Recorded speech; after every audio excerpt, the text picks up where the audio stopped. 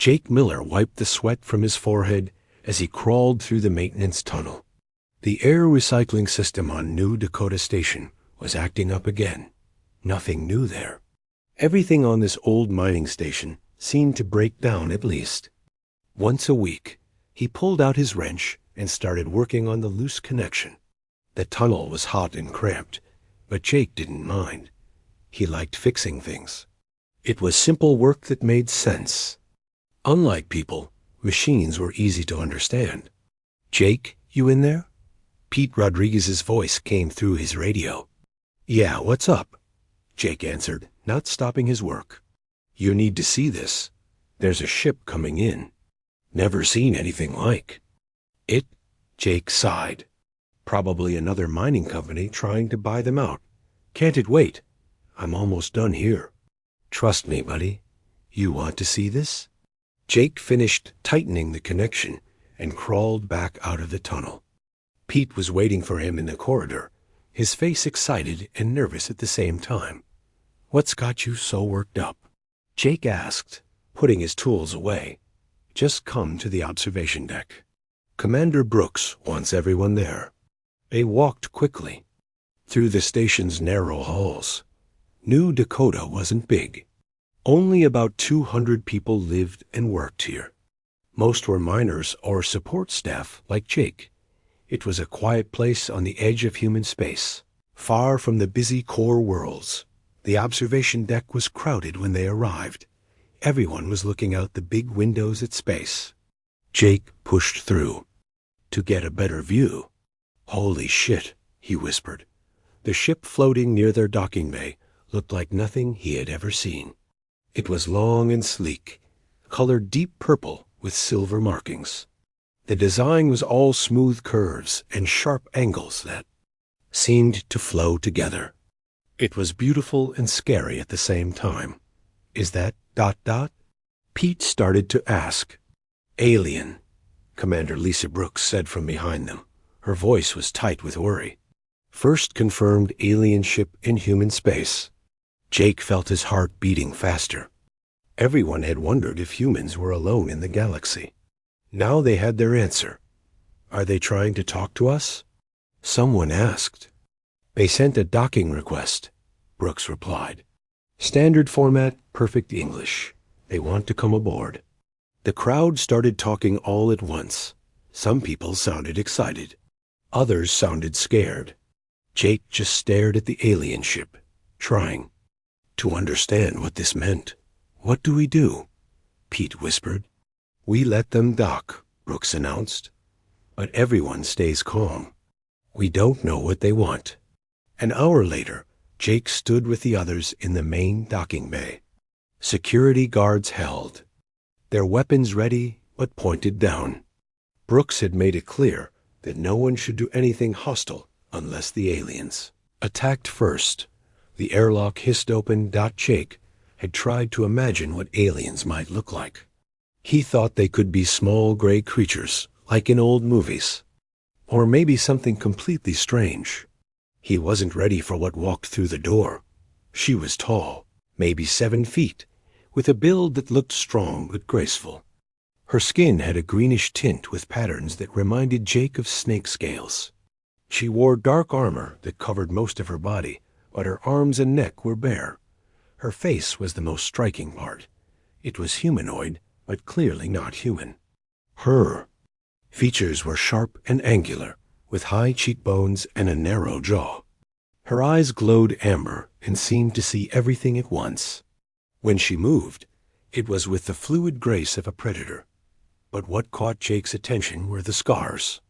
Exposed skin was covered with intricate patterns of raised scars. They weren't random marks from accidents or fights. These were deliberate, artistic. They formed complex designs that flowed across her arms and up her neck like living artwork, while everyone else stared at the alien in fear or amazement. Jake found himself studying the scars. They were beautiful in their own way. Each mark seemed to tell a story. Some were thin lines, others were thick ridges. They curved and intersected in patterns that made him think of flowing water or growing vines. I am Zixara of the Vorthen, the alien said. Her voice was deep and smooth, with an accent Jake couldn't place. I seek the one called Lisa Brooks. Brooks stepped forward, trying to look confident. I'm Commander Brooks. Welcome to New Dakota. Station. Zixara's glowing eyes fixed on Brooks. You are accused of the murder of Kethvar, honored teacher of the Vorthen.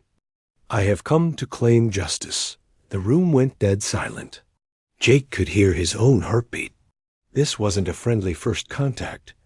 This was an assassination mission.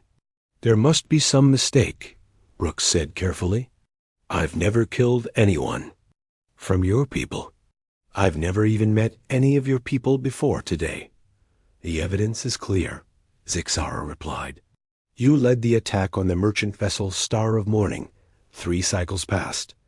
My teacher died in that attack. Jake frowned. Something didn't sound right. 3 years ago, Brooks had been on medical leave for surgery. He remembered because Pete had joked about the station falling apart without her. But before he could say anything, Zixara's eyes swept across the crowd and stopped on him. Jake realized he had been staring at her scars the whole time. You, she said, her voice changing to something Jake couldn't identify. You see what? Jake asked, confused. Zixara took a step toward him. Everyone else moved back, but Jake stood his ground. He wasn't sure if he was being brave or stupid. My scars, she said, her amber eyes wide with something that might have been shock. You truly see them. Well, yeah, Jake said, not understanding why this was important. They're really detailed. Beautiful work, actually. Must have taken years to complete. Zixara made a sound that might have been a gasp. She looked at Jake like he had just spoken magic words. By the sacred bonds, she whispered. It cannot be. What can't be? Brooks demanded, but Zixara ignored her. What is your name, small warrior? She asked Jake. Jake Miller. I'm just a maintenance guy. Jake Miller, Zixara repeated slowly, like she was tasting the words. I am bound to you by the ancient laws. You have seen my life marks and acknowledged their beauty. We are now joined as one. Jake blinked. Come again? But Zixara had already knelt on one knee before him, her hand pressed to her heart. I pledge my strength to yours, my path to yours, until the stars grow cold. The room erupted in confused voices. Brooks was shouting questions. Pete was tugging on Jake's arm. Security guards didn't know if they should arrest someone or run away. Through it all, Jake stared down at the alien assassin kneeling before him and wondered how looking at. Some scars had gotten him into this mess. He had a feeling his quiet life on New Dakota Station was about to get very complicated. Jake sat in his small quarters, staring at the alien assassin who had made herself at home on his couch. Zixara had been following him around for 3 days now, and he still didn't understand what was happening. You can't just live here, Jake said for the 10th time. This is my room. We are bonded, Zixara replied calmly, examining one of his old engineering manuals. Where you dwell, I dwell. It is the way. But I never agreed to any bonding, Jake protested. I just said you're? Scars looked nice. Zixara looked up at him with those glowing amber eyes. You performed the ritual of seeing. You acknowledged my life marks with words of beauty. By Vorthen law, we are now soulbound. Jake rubbed his temples. He was getting a headache. Look, in human culture, complimenting someone doesn't mean you're married to them. Married? Zixara tilted her head, confused. Joined, bonded, whatever you want to call it. Ah, she said, nodding. Your people have different customs, but the ritual has been completed. I cannot undo what the ancestors have blessed. Jake's door chimed. Come in, he called, hoping it was someone who could help him sort this out. Pete walked in, carrying 2 cups of coffee. He stopped short when he saw Zixara reading on the couch like she belonged there. "Still here, I see." Pete sighed carefully. "She won't leave," Jake said. "She thinks we're soulmates or something." "Soulbound," Zixara corrected. "It is a sacred connection that joins 2 lives as one path." Pete handed Jake a coffee and sat down in the only other chair.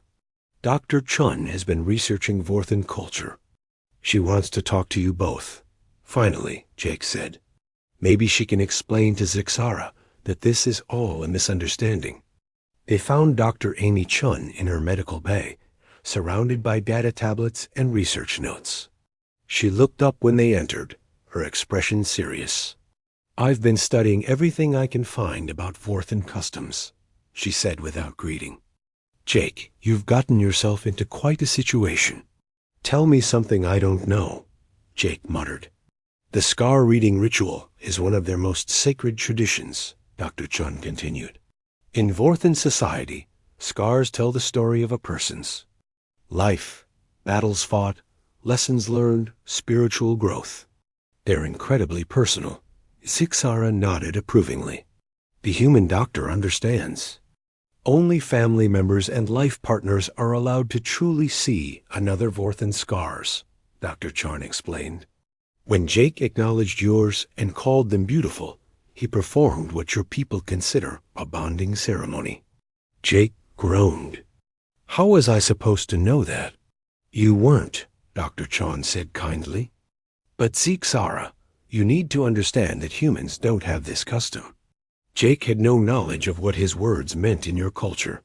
Zixara was quiet for a moment. "This changes nothing," she finally said. "The ritual was completed with pure intent. His words came from his heart, not from duty or knowledge.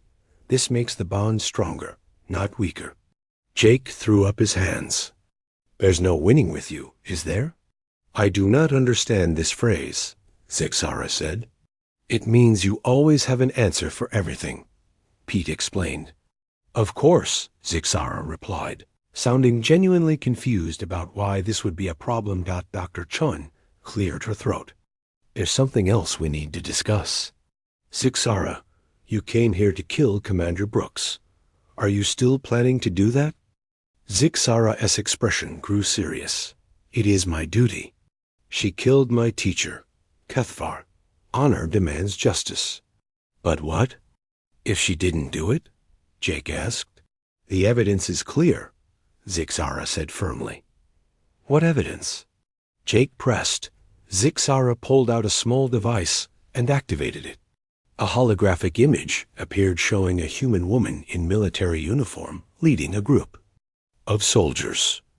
The face was definitely Brooks, but something seemed off to Jake. "This was taken during the attack on the Star of Morning," Zixara explained. "My teacher was protecting civilians when this woman ordered her soldiers to fire on the escape pods." Jake studied the image carefully. "When did you say this happened?" 3 cycles passed. "Your people count years differently." 3 years ago," Dr. Chun translated. Jake shook his head. "Commander Brooks couldn't have done this. She was here on the station, recovering from surgery. I remember because the whole place was falling apart. Without her." Zixara's eyes narrowed. "You are certain of this?" "Completely. Pete, you remember, right?" Pete nodded. "Yeah, she was laid up for like 2 months. Bad complications from some procedure." Zixara stared at the hologram, her expression troubled. "If this is true, then someone else wore her face." "Could be a disguise," Dr. Chun suggested, "or identity theft. It happens sometimes in the outer systems." "But who would do such a thing?" Zixara asked. Jake had an idea, but he needed to check something first. "Zixara, can you enhance this image? Show more details?" She touched the device, and the hologram zoomed in on the fake Brooks. Jake pointed to a scar on the woman's neck. "There," he said. "Commander Brooks doesn't have that scar. I've seen her in the medical bay dozens of times. This isn't her." Zixara studied the image intently. You are correct. This mark is not present on your commander. So someone used her identity to commit war crimes, Pete said. That's seriously messed up. More than messed up, Jake said grimly. It means the real killer is still out there, and Brooks is taking the blame. Zixara stood abruptly, her hand moving to the weapon at her side. Then I must find the true murderer. My honor demands it. Hold on, Jake said quickly. You can't. Just go running off across the galaxy, looking for some random killer. I cannot rest while my teacher's death goes unavenged, Zixara replied. Then let us help you, Jake offered before he really thought about what he was saying. Everyone stared at him. Us? Pete squeaked. I mean, we have access to databases, shipping records, all kinds of information. Jake explained, trying to sound more confident than he felt. If someone was using Brooks' identity, there might be a trail we can follow. Zixara looked at him with something that might have been respect. You would do this? Help me hunt a killer? Well, yeah, Jake said. If someone's out there committing crimes in our commander's name, we need to stop them. Dr. Chun smiled. That's very noble of you, Jake, but also very dangerous. Life is dangerous, Zixara said approvingly. My soulbound shows wisdom and courage. I'm not your soulbound, Jake protested automatically. Of course you are, Zixara replied, as if this was obvious. Pete leaned over to Jake. Dude, I think you're fighting a losing battle here, Jake sighed. Maybe Pete was right. And honestly, the more time he spent with Zixara, the more he found himself curious about her and her people. She was deadly, sure, but she was also honorable and intelligent. There were worse fates than being stuck with her. Fine, he said. But if we're going to work together, we need to understand each other better. You need to learn about human customs, and I need to learn about Vorthan ones. Agreed, Zixara said immediately. And no more assuming we're married just because I was polite to you. Soulbound, she corrected, and I make no such promise. You performed the ritual. We are bound whether you accept it or not. Jake looked at Pete, who was trying not to laugh. This is going to be a long investigation. Very long, Pete agreed. But as Jake watched Zixara studying the hologram with fierce determination, he realized he was actually looking forward to it. For the first time in years, his life was interesting, even if it might get him killed. Jake stared at the computer screen, his eyes burning from hours of research. He and Zixara had been digging through shipping records and military databases for 2 days, looking for any trace of the fake Commander Brooks. Find anything? He asked, glancing over at Zixara, who was working at another terminal. Several possibilities, she replied, her fingers moving quickly over the holographic keyboard. 3 ships have reported attacks by forces led by a woman matching the false Brooks description. Jake rolled his shoulders, trying to work out the stiffness. That's more than we had yesterday. Zixara looked up from her screen. You require rest. I can continue the search. I'm fine, Jake said, though he wasn't really. He'd been having trouble sleeping with an alien assassin living in his quarters. Not because he was afraid of her anymore, but because she was ... distracting. Your body shows signs of fatigue, Zixara observed. Your eyes are red, your movements are slower, and you have consumed 6 cups of the bitter human beverage today. It's called coffee, and it helps me stay awake.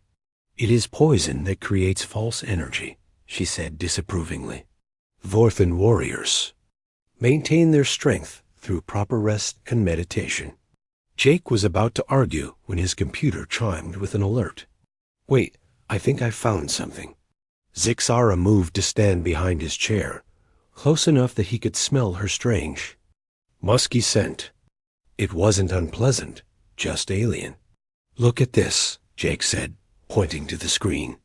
A mercenary named Craig Voss has been wanted for identity theft and war crimes for 5 years. He's known for using stolen identities to avoid capture.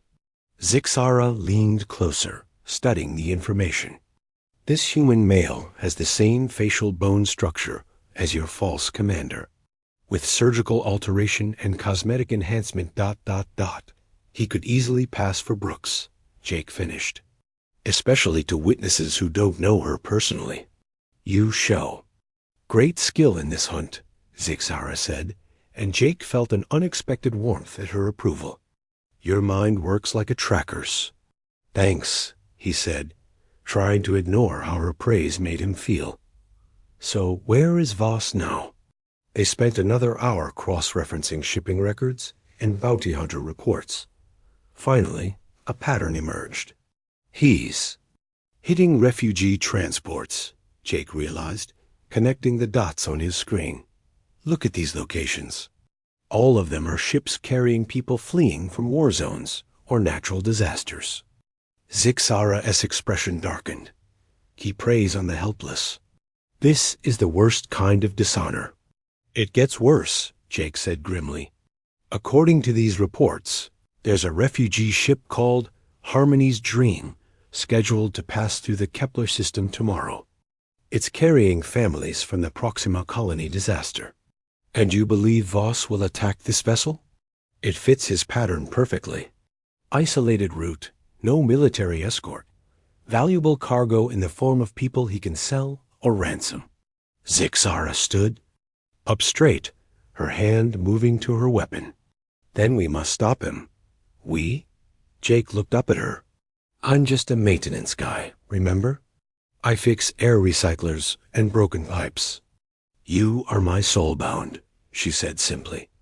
Where I go, you go. That's not how it works, Jake protested.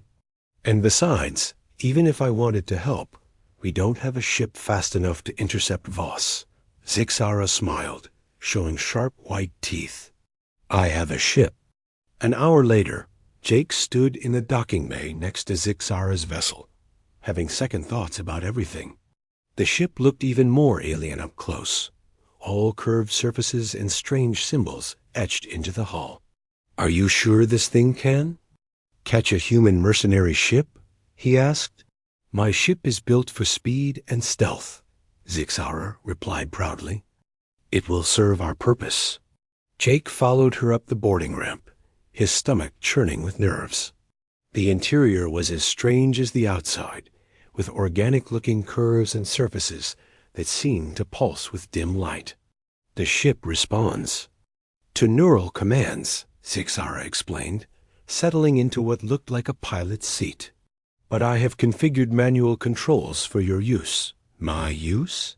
Jake's voice cracked slightly. You will serve as my weapons operator. Your analytical skills will be valuable in combat. I've never been in space combat before, Jake said weakly. You will learn quickly. Humans are adaptable.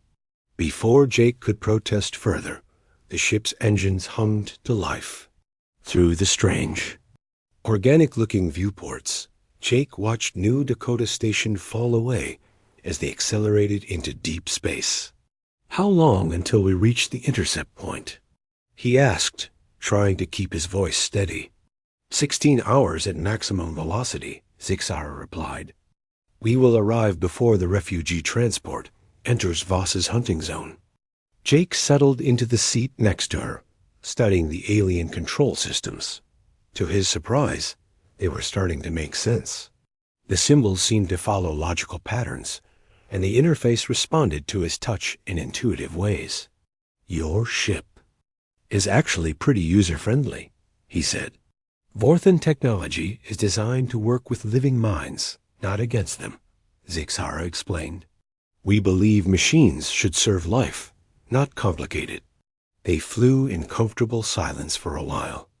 Jake found himself studying Zixara as she piloted the ship with fluid grace. Her movements were always precise, economical. There was something almost hypnotic about watching her work. Tell me about your teacher, he said suddenly. The one Voss killed. Zixara's hand stilled on the controls. Kethver was more than my teacher. She was like a mother to me. She found me as a child, orphaned by raiders, and raised me as her own. I'm sorry, Jake said softly. She taught me honor, courage, and the ways of the warrior. But more than that, she taught me compassion. She believed that true strength comes from protecting those who cannot protect themselves. Jake nodded. Sounds like a good person. She was the best of us, Zixara said, her voice thick with emotion. When I learned of her death, I swore to find her killer and make them pay. But I was wrong about your commander. My grief clouded my judgment. It happens to everyone, Jake said. The important thing is that you're willing to find the real killer now. Zixara looked at him with those amber eyes. You are wise for one so young. I'm 28, Jake protested. Young, she repeated, but there was fondness in her voice. They spent the next few hours going over the ship's weapon systems and planning their attack. Jake was surprised to discover that he had a natural talent for tactical thinking. The weapons interface made sense to him, and he found himself coming up with strategies that impressed even Zixara. You should have been a warrior, she said after he outlined a plan to disable Voss's ship without harming the refugee transport. I like fixing things more than breaking them, Jake replied. But I guess sometimes you have to break the bad guys to protect the good guys. Now you begin to understand the warrior's path, Zixara said approvingly. As they approached the intercept coordinates, Jake felt his nervousness returning. In a few hours, he would be in his first real fight. But looking at Zixara's calm confidence, he felt a strange sense of certainty.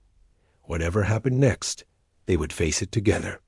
Detecting multiple ships ahead, Zixara announced, her voice becoming all business. The refugee transport and what appears to be Voss's vessel. Jake checked his weapons display. All systems showed green. I'm ready. Remember, Zixara said, our goal is to save the refugees and capture Voss alive. He must answer for his crimes. Got it, Jake said, his hands steady on the controls despite his racing heart. The hunt was about to begin. Jake's hands tightened on the weapons controls as 3 ships appeared on their scanner. The largest was clearly the refugee transport Harmony's Dream, a bulky civilian vessel designed for carrying people, not fighting. Attached to its hull like a parasite was a smaller, aggressive-looking ship, Voss's vessel. A third ship, sleek and military, circled them like a predator. We're too late, Jake said, his heart sinking.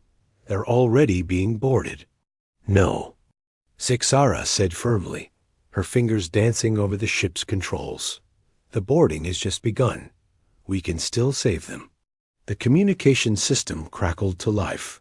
A rough male voice filled the cabin. This is Captain Craig Voss. The ship Harmony's Dream is now under my protection. Anyone who interferes will be destroyed. Jake felt anger surge through him. Protection? He's robbing refugees. Standard mercenary deception, Zixara said coldly. He will tell the authorities he was hired to escort them, while he sells them to slavers. Not if we stop him first. Zixara smiled, showing her sharp teeth. Now you think like a warrior. She activated their stealth systems, and Jake watched their ship disappear from the scanner display. They glided silently toward the 3 vessels, invisible to sensors. I'm picking up distress signals from inside the transport, Jake reported, monitoring the communications. Sounds like the passengers are fighting back. Good, Zixara said. It will keep Voss's men busy while we position ourselves. Jake studied the tactical display, his mind working quickly. If we hit their engines first, we can disable their escape route. Then you can board their ship while I coordinate the rescue of the passengers. An excellent plan, Zixara agreed. You truly have the mind of a strategist. They moved into position behind Voss's military ship. Jake targeted the engine systems, his hands steady despite the adrenaline coursing through his veins. Firing. He announced. Purple energy beams lanced out from their weapons, striking the enemy ship's engines with surgical precision. Explosions bloomed along the hull as the propulsion systems died. Direct hit, Jake reported. They're dead in space. The enemy ship immediately began turning, trying to bring its weapons to bear on them. But Zixara was already moving, spinning their ship away from the return fire. Impressive shooting, she said approvingly. Now for the second ship. Voss's voice came over the radio again, angry and desperate. I don't know who you are, but you just made a big mistake. I've got 200 civilians here, and they're all going to die if you don't back off. He's bluffing, Jake said. Dead hostages aren't worth anything. Agreed, but we must be careful. Desperate men make foolish choices. Zixara brought them, alongside the refugee transport. Through the viewports, Jake could see armed figures moving through the ship's corridors, fighting with passengers who had barricaded themselves in various compartments. I'm reading multiple life signs, Jake reported. Looks like the refugees are holding their own in some sections. Then we help them, Zixara said decisively. She activated the ship's docking clamps, attaching them to an airlock on the transports. I will board and deal with Voss personally. You coordinate the rescue from here. Wait, Jake said as she stood to leave. What if something happens to you? Zixara paused, looking back at him with those glowing amber eyes. You fear for my safety? Of course I do, Jake said, surprising himself with how much he meant it. We're partners, right? Something shifted in her expression. Yes, she said softly. We are partners. She disappeared through the airlock, leaving Jake alone with the ship's controls. He immediately began scanning the transport, mapping the locations of civilians and hostiles. Zixara, I'm reading 12 armed hostiles throughout the ship. He reported through their comlink. 6 have gathered near what looks like the main passenger hold. The others are spread out, probably looting. Understood. Her voice came back, calm and focused. I will neutralize the isolated groups first, then move on the main force. Jake watched her progress on his scanner, a green dot moving through the ship's corridors with deadly efficiency. Red dots representing hostiles began disappearing one by one. You're incredible, he murmured, then flushed when he realized he'd said it over the open comm. Focus on the civilians, Zixara replied, but he could hear the pleased tone in her voice. Jake began broadcasting on emergency frequencies, coordinating with the refugee leaders who had organized the resistance.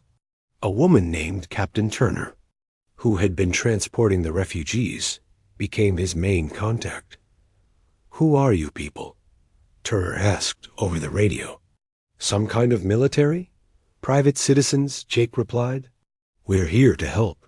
Well, your friend is tearing through these bastards, like they're made of paper. I've never seen anything like it. Jake smiled despite the danger. She's pretty special. On his scanner, he watched Zixara approach the main group of hostiles. They had barricaded themselves in the passenger hold with about 50 civilians as human shields. Jake, Zixara's voice came through the comm, tight with concern. I need you to create a distraction. Something to draw their attention away from the hostages. Jake thought quickly, then had an idea. He activated the transport's emergency systems, triggering fire alarms and emergency lighting throughout the ship. What the hell? He heard one of the mercenaries shout over the chaos. Fire in the engine compartment, Jake announced over the ship's intercom, disguising his voice. All personnel evacuate immediately. The distraction worked. Jake watched on his scanner as several of the hostiles left their position to investigate, leaving only 3 guards with the civilians. Now, he told Zixara, she moved like lightning. Jake couldn't see the details from his position, but within minutes, all the red dots in the passenger hold had gone dark. Hostiles neutralized, Zixara reported. Civilians are safe. Jake felt a surge of relief and pride. They had actually done it. They had saved 200 innocent people, but their celebration was cut short by an explosion that rocked both ships. "What was that?" Jake called out. "Voss," Zixara replied grimly. "He's trying to separate his ship from the transport. If he succeeds, he'll escape." Jake checked his scanners and cursed. The docking clamps holding Voss's ship were failing. In minutes, he would be free to run. "I'm going after him," Jake announced, making a decision that surprised even him. "Jake, no," Zixara protested. "You're not trained for ship-to-ship combat." "I don't need to fight him," Jake replied, already moving toward their ship's secondary docking port. "I just need to keep him from escaping until you can get there." Before Zixara could argue further, Jake sealed himself into an EVA suit and launched himself across the gap between ships. It was insane and dangerous, but he had to try. He managed to grab onto Voss's ship just as the docking clamps gave way. Through a viewport, he could see Voss himself in the cockpit, desperately trying to restart his damaged engines. Jake pulled out his emergency plasma cutter and began working on the ship's hull. If he could damage the right systems, he could keep Voss trapped until Zixara arrived. But Voss spotted him through the viewport.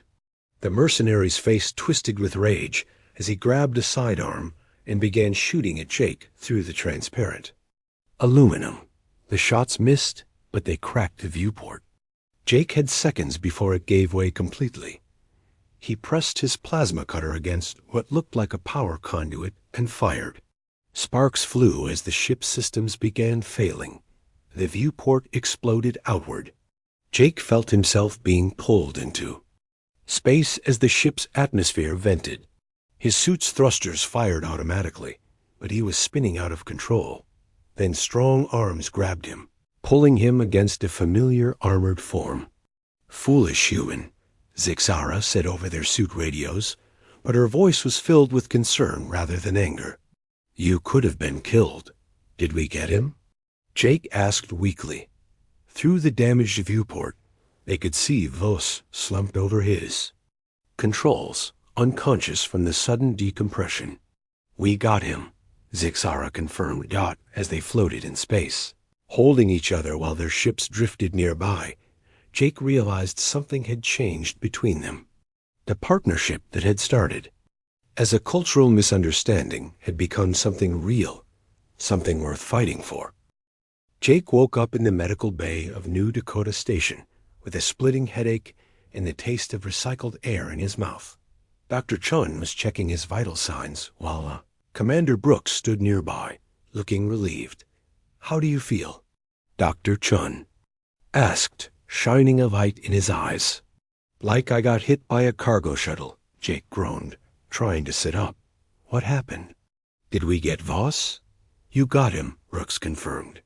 "He's in custody, along with his crew. The refugees are safe, and the real criminals are finally going to face justice." Jake looked around the medical bay. "Where's Zixara?" "She's fine," Dr. Chun assured him. "She barely left your side while you were unconscious. I finally convinced her to get some rest about an hour ago." "How long was I out?" 2 days, Brooks replied. "You took a pretty hard hit when that viewport blew. Zixara said you were very brave." Jake felt warmth spread through his chest at the thought of Zixara watching over him. Then he shook his head, trying to clear his thoughts. He was still confused about what was happening between them.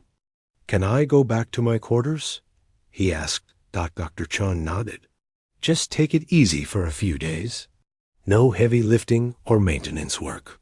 Jake made his way slowly through the station's corridors, surprised by how many people stopped to thank him. Word of their rescue mission had spread quickly, and suddenly Jake was being treated like a hero instead of just the guy who fixed broken pipes.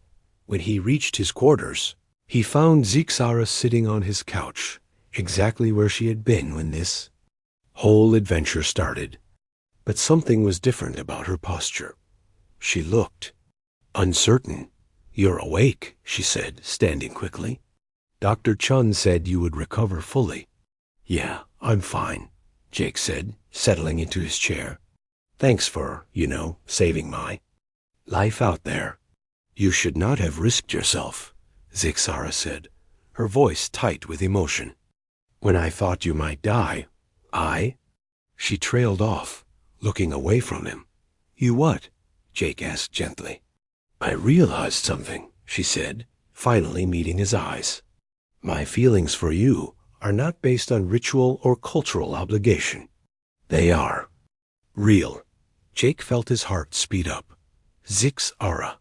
"Let me finish," she said, holding up a hand. "I have learned much about human customs in the past weeks. I know that you never intended to perform a bonding ceremony. I know that in your culture, relationships are built through choice, not ritual." She moved to kneel in front of his chair, her amber eyes serious. "So I choose to release you from any obligation you might feel toward me. You are free to live your life as you wish." Jake stared at her, processing what she had just said. "You're letting me go?"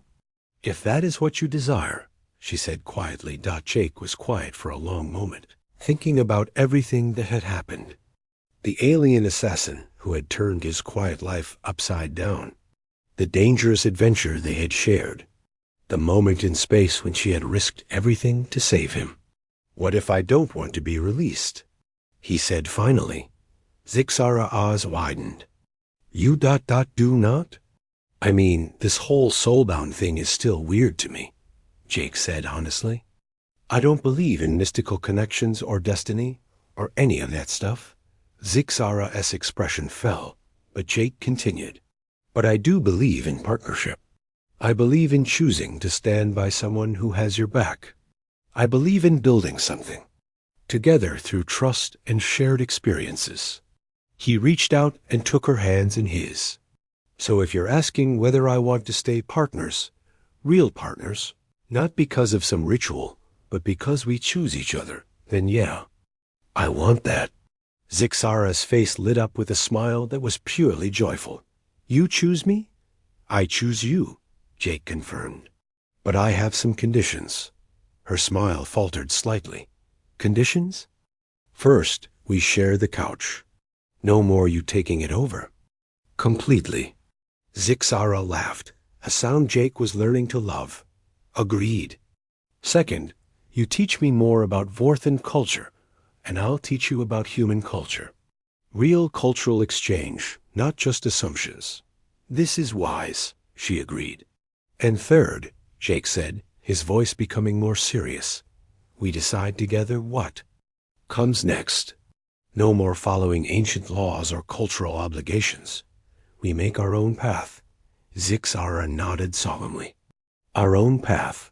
I like this phrase." They were interrupted by Jake's door chime. Commander Brooks entered, followed by a stern-looking woman in military uniform that Jake didn't recognize. "Sorry to interrupt," Brooks said, "but this is Admiral Morrison. She wanted to speak with both of you." The Admiral stepped forward, studying them both with sharp eyes. "Mr. Miller, Ms. Zixara, what you accomplished out there was remarkable. You not only saved 200 lives, but you've also helped expose a criminal network that's been operating for years." "Just doing what felt right," Jake said. "That kind of instinct is rare," Admiral Morrison replied, "which is why I'm here to make you both an offer." She activated a holographic display showing star charts and trade routes. "We need people like you working on the frontier. Cultural liaisons who can help prevent the kind of misunderstandings that lead to conflicts between species." Jake looked at Zixara, who was studying the star chart with interest. "What exactly are you offering?" Jake asked. "A ship, official status, as cultural ambassadors, and the freedom to travel wherever you're needed," Morrison explained. "The galaxy is getting smaller every day, and we need people who understand that different doesn't mean hostile." "You want us to be space diplomats?" Jake said, trying to wrap his head around the idea. Among other things, Morrison confirmed, there would be some security work, some rescue operations, some cultural mediation. No 2 days would be the same. Jake looked at Zixara again. What do you think? I think, Zixara said slowly, that my teacher would approve. She always said that the greatest warriors are those who prevent wars rather than fight them. So we'd be partners? Jake asked. Real partners, working together? The best kind, Admiral Morrison said. The kind who chose each other. Jake stood up, extending his hand to Zixara. Want to see the galaxy together? She took his hand, her grip strong and warm. I thought you would never ask. 3 months later, Jake stood on the bridge of their new ship, the Harmony's Hope, named after the refugee transport they had saved.